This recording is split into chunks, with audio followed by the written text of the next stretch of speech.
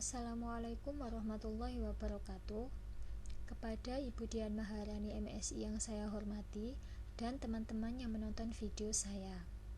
Pada video kali ini, saya Laura Agustina, NIM 1761081, akan menjawab beberapa pertanyaan dari mata kuliah analisis fungsional untuk memenuhi tugas ujian akhir semester.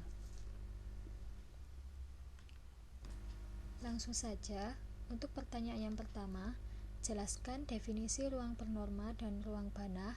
Berikan dan jelaskan masing-masing satu contoh metrik yang bisa diinduksi dari norm dan contoh metrik yang tidak bisa diinduksi dari norm. Ruang bernorma. Ruang vektor adalah kumpulan dari beberapa vektor. Vektor sendiri merupakan objek yang dapat dijumlahkan dan dikalikan dengan skalar. Nah, ruang bernorma sendiri adalah ruang vektor atas lapangan K dengan fungsi norma X menuju L. X-nya di sini tak kosong.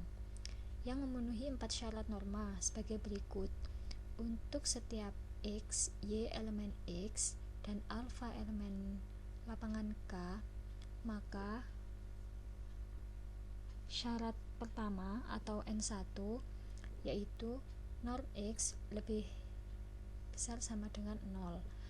Syarat kedua atau N2 adalah norm X sama dengan 0 jika dan hanya jika X sama dengan 0.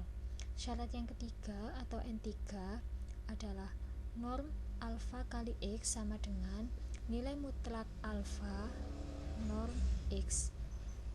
Dan syarat yang keempat atau N4 adalah norm dari X plus Y kurang dari sama dengan norm X plus norm Y. Nah, dari syarat keempat itu, apabila memenuhi 4 syarat itu, maka X memenuhi fungsi norma atau X disebut ruang bernorma.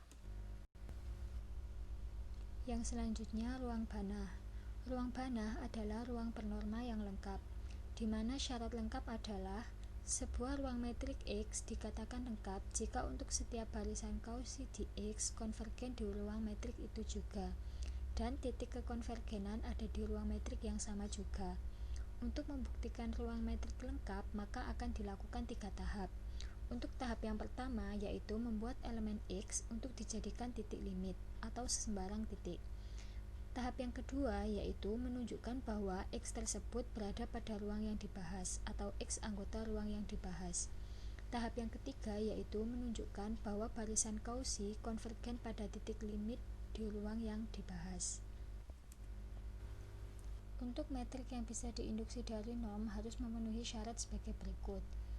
Misalkan untuk metrik yang bisa diinduksi dari norm adalah metrik D X, Y sama dengan norm X min Y. Pembuktiannya yaitu untuk semua X, Y, A elemen X dengan skalar alfa elemen K, kita punya D X plus A, Y plus A sama dengan norm X plus A min Y plus A sama dengan norm X min Y sama dengan D X, Y. Dan D alfa X, alfa Y sama dengan norm dari alfa X min alfa Y sama dengan nilai mutlak alfa norm X min Y sama dengan nilai mutlak alfa D X, Y. Jadi terbukti untuk metrik D X, Y norm X min Y adalah metrik yang bisa diinduksi dari norm.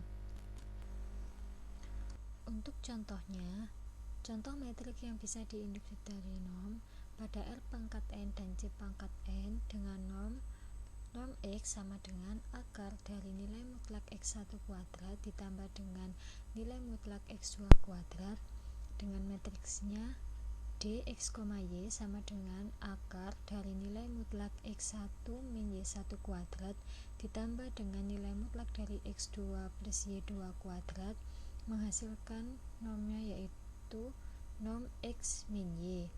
Jadi metrik di atas bisa diinduksi dari norm. Untuk contoh metrik yang tidak bisa diinduksi dari norm, misalkan metrik R didefinisikan sebagai Dx, Y bernilai 0 jika X sama dengan Y dan bernilai 3 jika X tidak sama dengan Y. Metrik tersebut diinduksi dengan fungsi norm pada R. dengan fungsi nomnya yaitu nom x min y sama dengan dx, y. Kita ambil x sama dengan 8, y sama dengan 6, dan alfa sama dengan 2. Akan ditunjukkan bahwa nom alfa x min alfa y sama dengan nilai mutlak dari alfa dx, y. Nah, dari kita ambil nilai x, y, dan alfa tadi, kita substitusikan pada fungsi nom tersebut. Diperoleh nom alfa x min alfa y sama dengan nilai mutlak dari alfa dx, y. Setelah disubstitusikan, maka menghasilkan nom 2 kali 8 dikurangi 2 kali 6 sama dengan nilai mutlak dari 2 D 8,6. Nom 16 dikurangi 12 sama dengan 2 kali 3. Nom 4 sama dengan 6. Maka nilai 4 tidak sama dengan 6. Jadi, metrik R yang didefinisikan seperti di atas tidak bisa diinduksi oleh nom.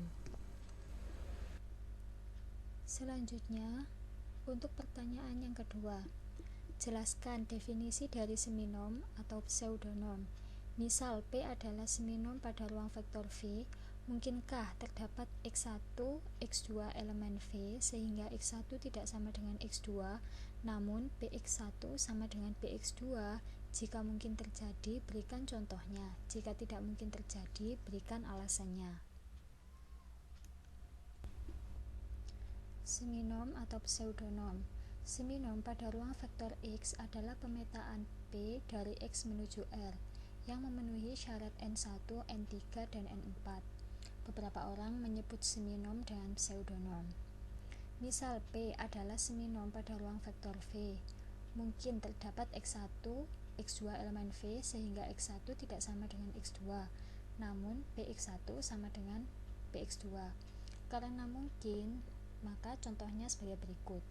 Misalkan kita ambil V sama dengan R pangkat 2 atau R pada dimensi 2, didefinisikan Px sama dengan nilai mutlak dari X untuk setiap A, B elemen V sama dengan R di dimensi 2. Untuk X1 tidak sama dengan X2, dimisalkan X1 nya 28 dan X2 nya min 28, sehingga untuk Px1 dan Px2 diperoleh Px1 sama dengan P28 sama dengan nilai mutlak dari 28 sama dengan 28, dan Px2 sama dengan P negatif 28 sama dengan nilai mutlak dari negatif 28 sama dengan 28. Maka diperoleh nilai Px1 sama dengan nilai Px2 yaitu 28. Jadi terbukti bahwa mungkin terdapat X1 dan X2 elemen V sehingga X1 tidak sama dengan X2 untuk Px1 sama dengan Px2. Kemudian untuk pertanyaan yang ketiga, jelaskan definisi dari operator linier, inverse operator, operator linier terbatas, dan operator kontinu. Misal, pemetaan T dari X ke Y adalah operator linier terbatas. Tunjukkan jika terdapat B lebih dari 0 sehingga nom Tx lebih besar sama dengan B nom X untuk semua X elemen X. Maka, pemetaan T inverse dari Y ke X ada dan terbatas. Operator linier. Suatu operator linier T dikatakan operator linier jika memenuhi domain operator T adalah D cantik T dan rank operator T adalah R cantik T menggunakan lapangan yang sama dengan T adalah ruang vektor. Untuk sembarang X, Y elemen D cantik T dan skalar alfa, maka T X plus Y sama dengan TX plus TY dan T alfa X sama dengan alfa TX. Jika keduanya digabung, maka menghasilkan T alfa X plus beta Y sama dengan alfa TX plus beta TY. Dengan notasinya yaitu Tx adalah hasil pemetaan T pada X, D cantik T adalah domain operator T, R cantik T adalah rank operator T, dan N cantik T adalah ruang nol atau kernel operator T. Yang selanjutnya yaitu inverse operator. Jika pemetaan T dari domain D cantik T ke Y adalah operator satu-satu, maka pemetaan T inverse yaitu R cantik T ke D cantik T adalah inverse dari T. Dengan T inverse Tx sama dengan X dan T inverse Y sama dengan Y. Nah, untuk T inverse Tx sama dengan X itu, apabila pemetaan domain X atau Tx ke Y kemudian diinverskan, maka hasilnya kembali ke domain lagi, yaitu X itu tadi.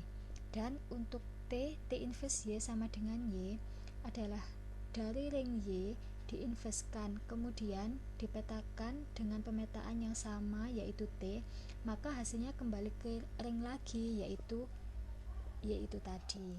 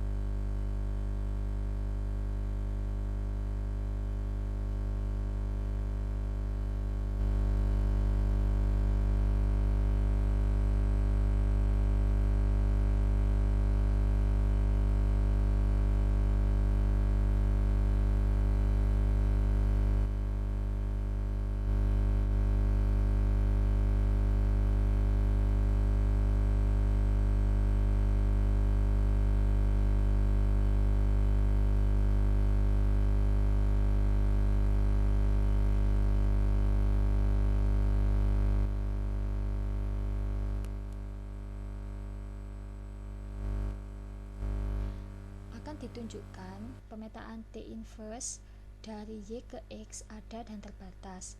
Misalkan pemetaan T dari X ke Y adalah operator linear terbatas dan terdapat D lebih dari 0 sehingga norm Tx lebih besar sama dengan B norm X untuk semua X elemen X. Asumsikan bahwa Tx1 sama dengan Tx2 menghasilkan Tx1 min Tx2 sama dengan 0.